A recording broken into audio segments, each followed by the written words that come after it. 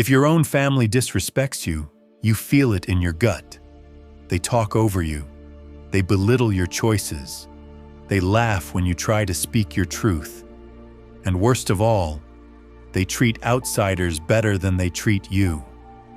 It hurts because it's not coming from strangers. It's coming from the people who were supposed to protect you, love you, and support you. But here's the hard truth. You will never get respect by waiting for it. You will never be valued by constantly trying to prove yourself. The moment you stop begging for their approval and start walking in your own power, everything changes. You won't just earn their respect, you'll command it. By the way, if you enjoy deep, thought-provoking insights on Stoicism, self-improvement, and navigating life with wisdom, you'll love my free newsletter. Every Sunday, I share powerful lessons, controversial truths, and practical strategies to help you level up, all for free.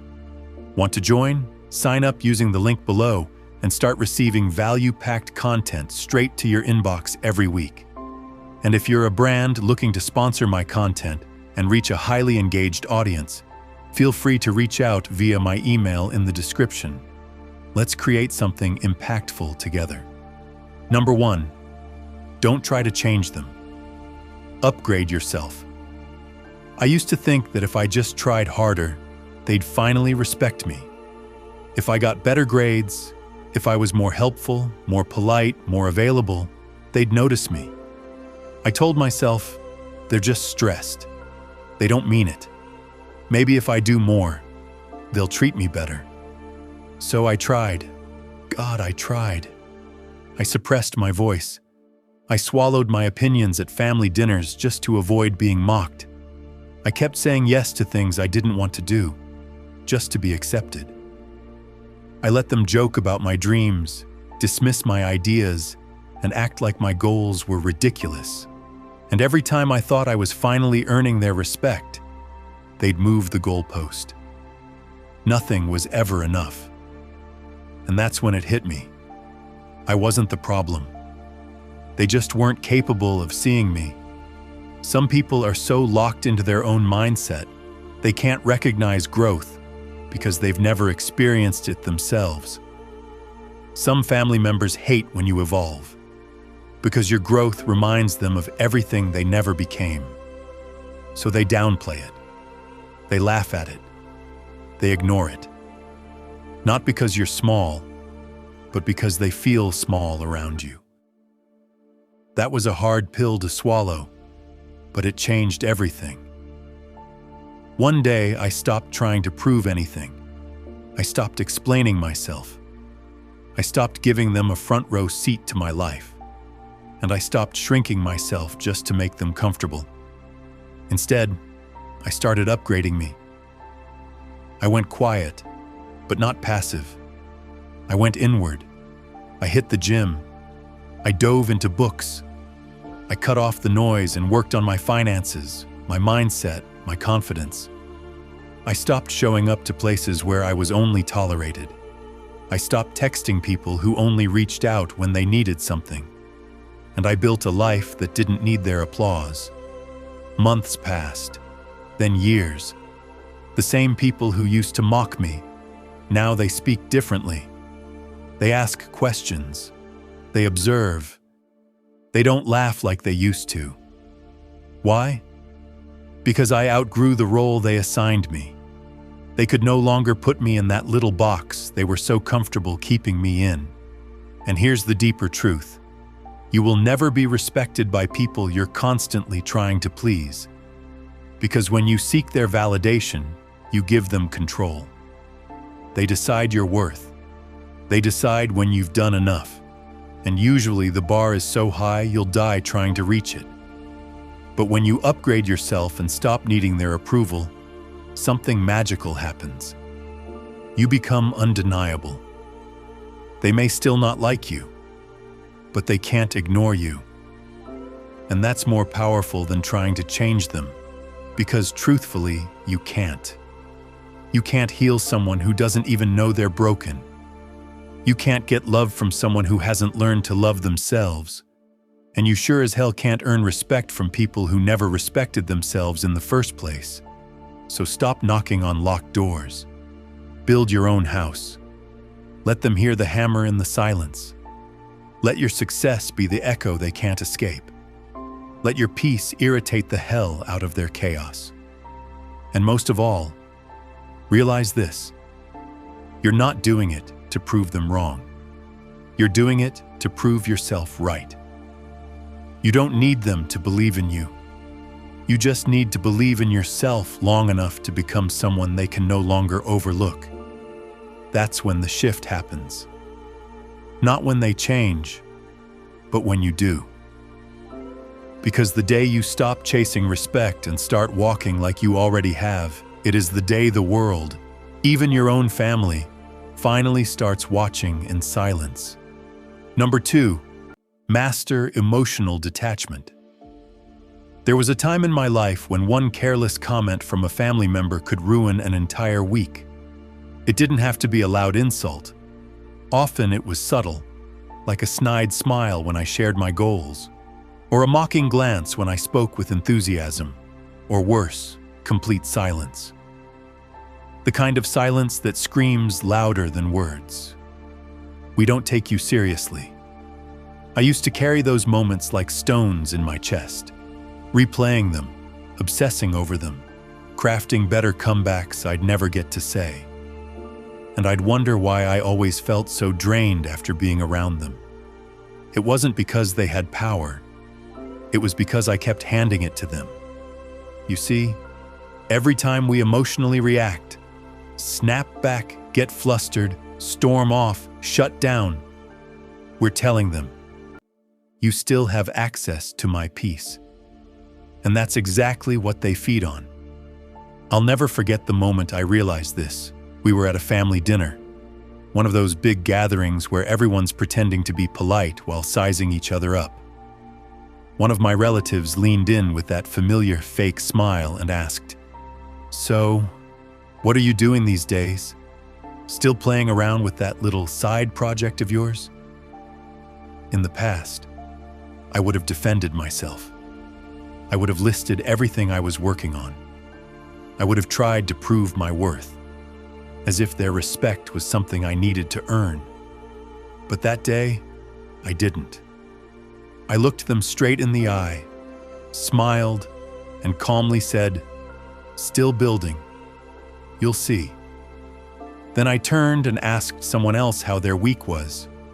That moment changed my life because I realized that emotional detachment is the most underestimated superpower you can develop, especially in a disrespectful environment. It's not about being cold.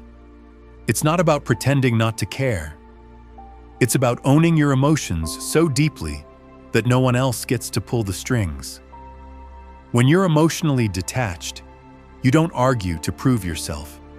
You don't shrink to be accepted. You don't explode when they try to poke your ego.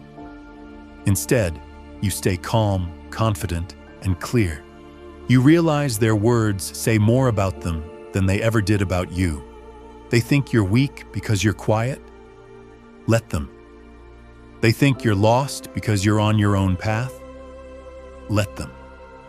You don't owe them an explanation. You don't owe them a performance. You owe yourself peace. And peace comes when you learn to stop over-personalizing other people's projections. Because most disrespectful family members aren't really talking to you. They're talking to a version of themselves they've never healed. Their insecurity, their regret, their own unfulfilled life. It spills out in the form of sarcasm, superiority, and fake concern. When you react, you validate it. When you stay composed, you expose it.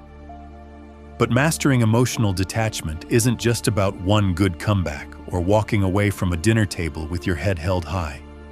It's a daily practice. It's choosing every morning to carry yourself, not the weight of their expectations. It's learning that your peace is not up for negotiation. It's reminding yourself that respect doesn't come from pleasing others, but from honoring yourself, even when no one else will. And slowly, something beautiful happens. The chaos no longer gets inside you. You start showing up to family gatherings differently, not bitter, not guarded, but untouchable.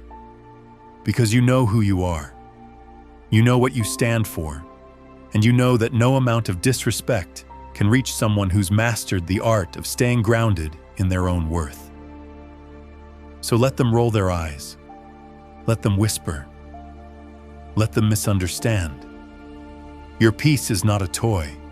Your energy is not a charity. Your emotions are not a playground. And once you learn to protect them, you don't just earn respect, you command it.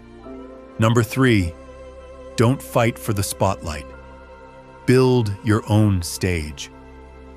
There's something soul-crushing about trying to earn respect in a room where you're constantly ignored, especially when that room is filled with people who are supposed to love you unconditionally, your own family. I remember standing in my childhood living room one Christmas. We were all gathered, cousins, aunts, uncles, everyone. And one cousin, who had just landed a corporate job, was being celebrated like he'd solved world hunger. Applause, hugs, admiration. I had just finished my first major creative project. I was proud of it. I had poured months of effort, late nights, and sacrifice into it. So when someone asked, "What are you up to these days?" I smiled and shared my progress. Crickets. Someone changed the subject.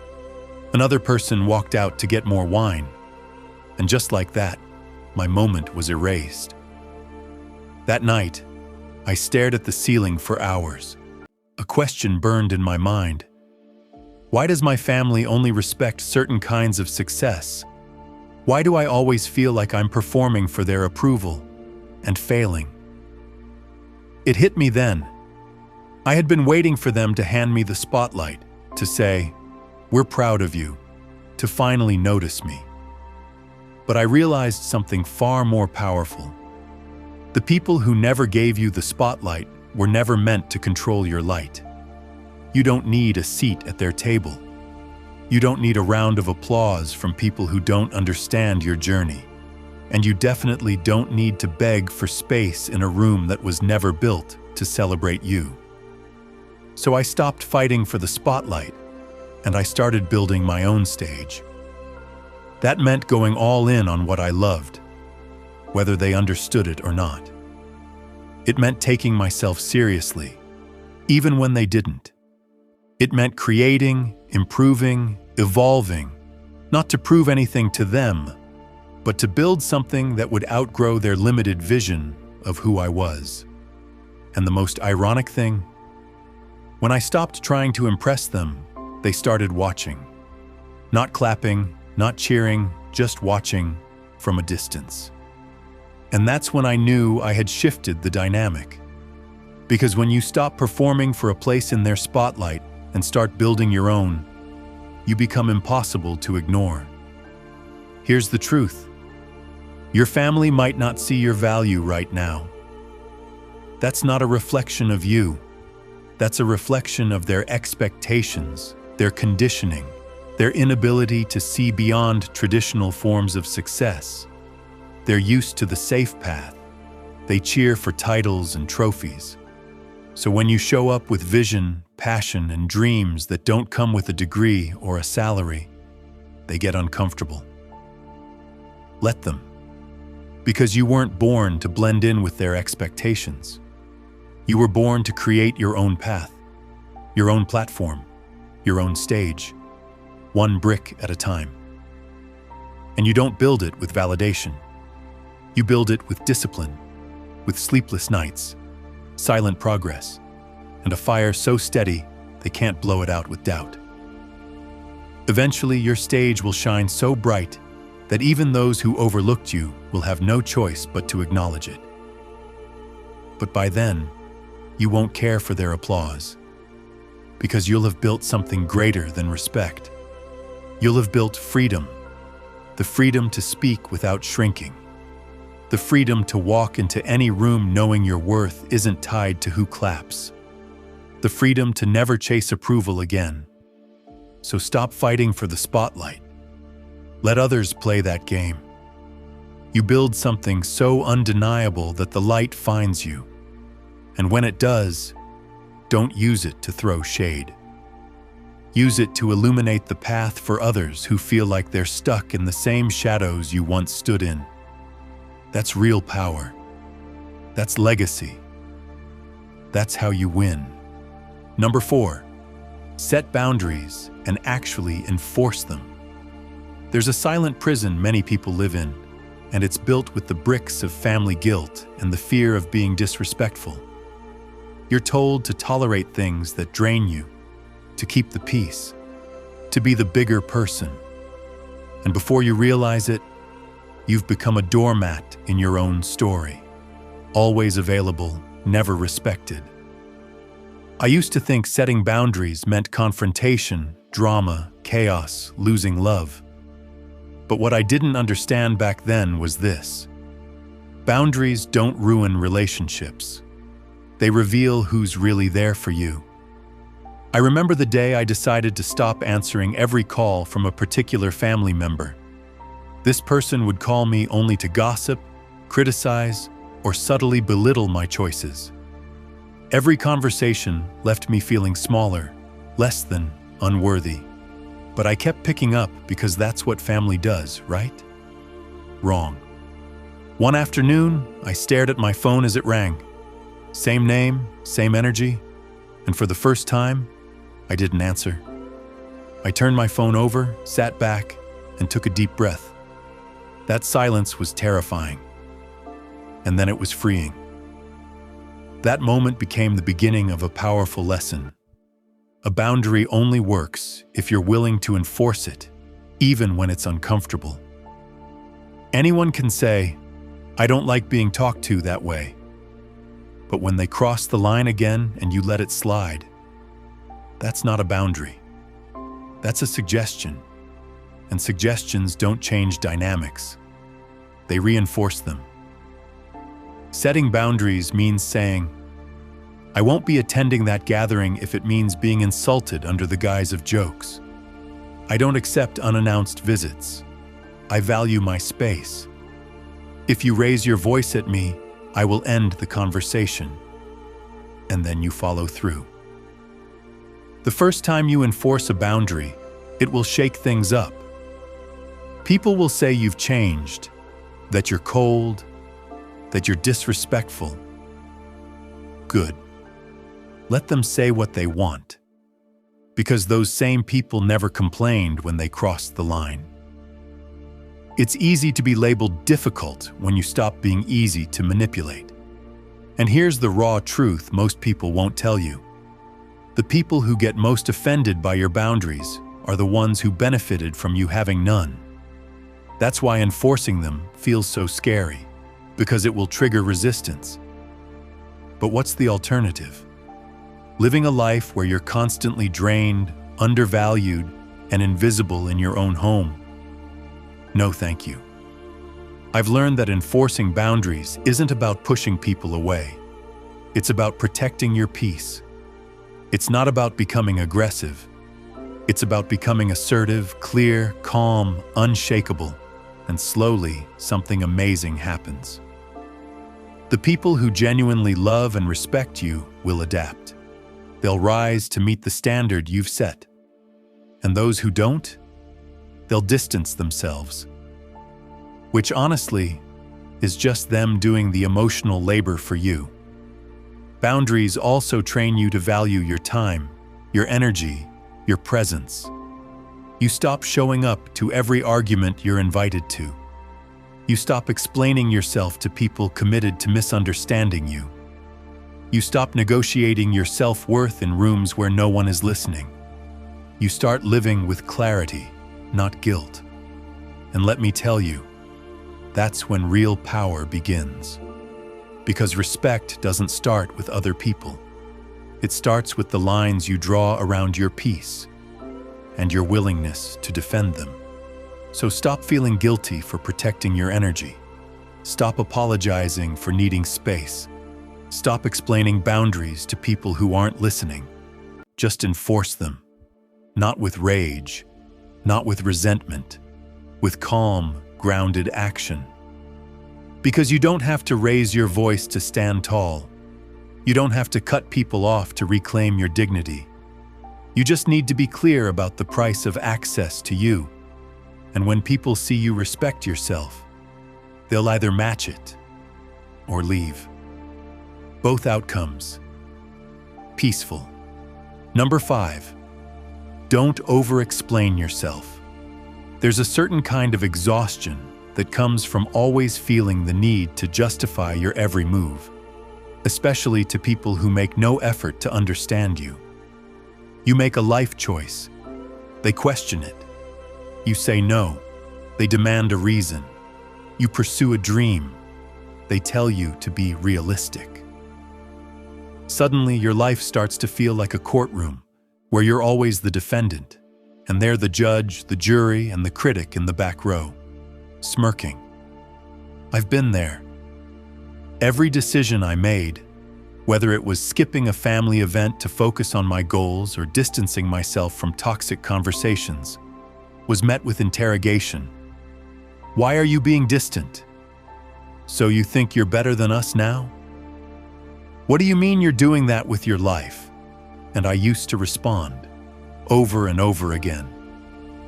I thought if I just explained myself well enough, if I provided the context, the backstory, the logic, the reasons, the vulnerability, they'd finally get it. They didn't. In fact, the more I explained, the less I was respected. Why? Because over-explaining is often a quiet plea for validation. It says, please understand me so I can feel worthy again. But if the person you're explaining yourself to doesn't respect you in the first place, you've already lost that battle. I remember the moment it finally clicked. A family member asked, "Why would you walk away from something so stable just to chase something so uncertain?" I opened my mouth to explain, then I stopped. Not out of rudeness, but out of clarity. I realized this person wasn't interested in understanding me. They were only interested in keeping me where they felt comfortable. No amount of explaining was going to change that. So I smiled and said, "It just feels right to me." That was it. No speech, no debate, no justification. And guess what? They didn't understand, but they did start to back off. Because when you stop explaining yourself, you stop feeding the illusion that others are entitled to approve of your life. Here's the truth. People don't need to understand your boundaries in order to respect them. They just need to know those boundaries are non-negotiable. Over-explaining is often rooted in past wounds, a deep need to be liked, accepted, or understood. But that constant explaining robs you of something sacred, your peace. You end up wasting your energy on people who've already decided who you are. You overthink every word. You replay conversations, wondering if you should have said more. You shouldn't have. Because people who truly love you don't need an essay to respect your no. They don't need a TED Talk to support your dreams. They don't ask you to give up your authenticity just to make them comfortable. They simply see you, and that's enough. So here's your reminder. You don't owe anyone a speech when you say no. You don't need to explain why you're choosing peace over chaos. You don't have to unpack your past trauma for someone who's more interested in gossip than healing. The more confident you become in your path, the quieter your explanations will be. It's not arrogance. It's self-respect. Because once you realize that your life isn't a democracy and your peace isn't up for a vote, something shifts. You stop defending every decision.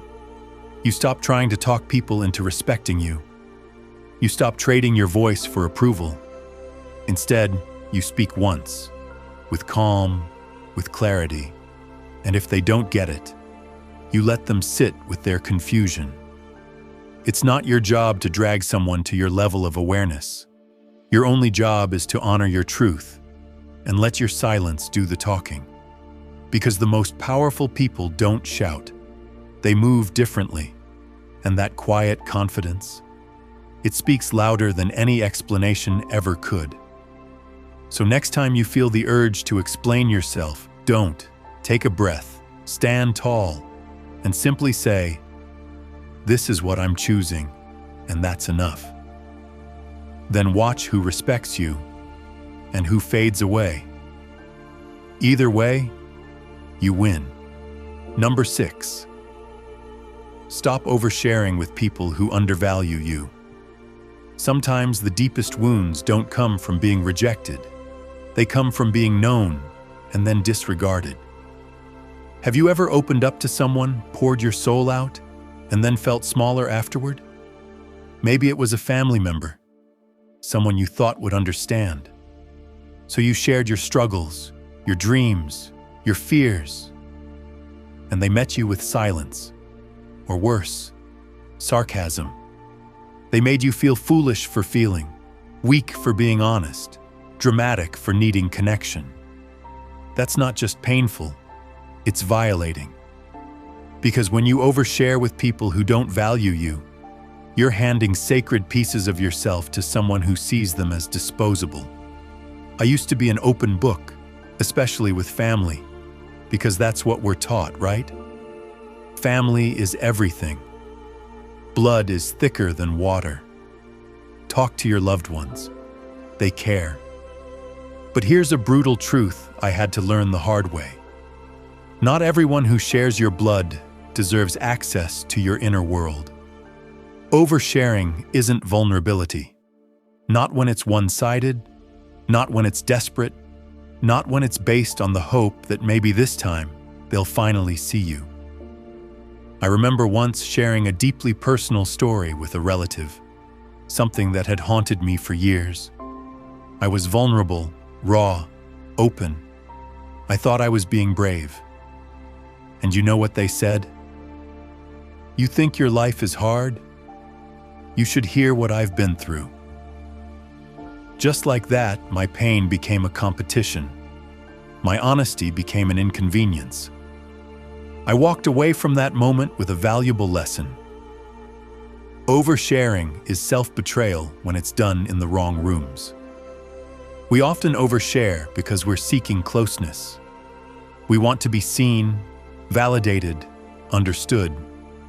But when you share the depths of your soul with people who haven't earned your trust, you're essentially handing ammunition to someone who doesn't know how to handle a weapon. And often, they'll use it, not behind your back, but to your face. "Oh, you're so sensitive. You always make things about you. No wonder no one wants to be around you." Suddenly, your truth becomes their entertainment. So here's the shift. Start treating your inner life like a locked vault, not a public bulletin board. Not everyone deserves access to your dreams. Not everyone deserves to know what keeps you up at night. Not everyone has the emotional maturity to hold what you're carrying. And that's not your fault. The problem isn't being vulnerable. Vulnerability is powerful. The problem is who you're being vulnerable with. You must learn to discern before you disclose. Ask yourself, has this person ever used my words against me? Do I feel drained or lighter after sharing with them? Do they listen, or do they just wait to talk? Do they hold space, or do they judge? If someone constantly invalidates your feelings, dismisses your experiences, or gossips about your story, you owe them nothing. Not your memories, not your explanations, not your pain. In fact, silence can be one of the most sacred forms of self-respect. I've found that the more I protect my emotional space, the more peaceful my mind becomes. The less I share with people who don't get me, the more I hear my own voice. You don't need to be understood by everyone. You don't need to convince people of your worth. And you definitely don't need to expose your soul just to feel seen. True intimacy isn't loud. It's quiet. It's safe. It's mutual. So if you've been feeling unseen, unheard, or disrespected, take a step back. Ask yourself, am I giving too much of myself to people who give me crumbs in return? If the answer is yes, it's time to retreat. Not in fear, not in anger, but in power. Because your truth is sacred, and not everyone is holy enough to hear it. Number 7, create distance without guilt. One of the hardest things to do, especially with family, is to choose space over obligation. You start to feel like you're doing something wrong for wanting peace.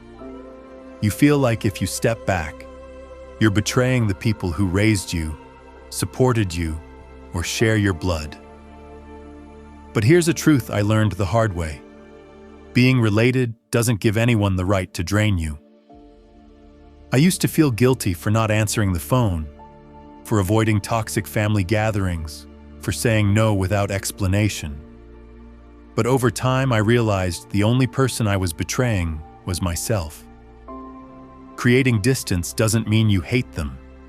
It means you've chosen to protect your peace. Some people are best loved from afar, not out of spite, but out of self-respect. I stopped over-explaining. I stopped forcing connections that caused pain. And guess what? My mind became quieter. My chest stopped feeling heavy. I finally started to feel free.